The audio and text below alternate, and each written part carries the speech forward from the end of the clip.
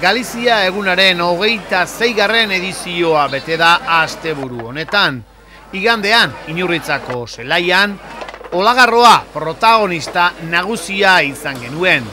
Urte asko dira gure herrian festa hau ospatzen dela, Karbailera elkartearen eskutik, eta dagoeneko uztailean barruan, festa ahaztu ezina dugu.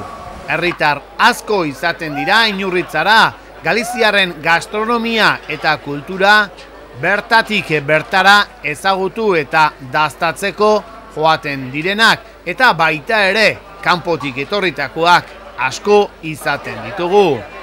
Eguraldia gehienetan bezala lagun izan zuten Karbailerakoak, eta horrek gozea piztu eta egarria handitu egiten du.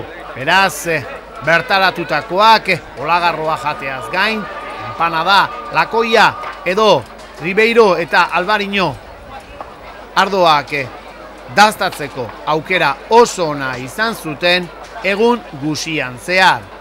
Goizetik, kanpotik etorritako Galizia taldeekin batera, kaleak alaituz, azken portu goikotik Inurritzara, pasakalean joan zitzaizkigun, eta han egun osoan zehar, Inurritzako zelaian, zer jan, zer edan eta zer entzun izan genuen.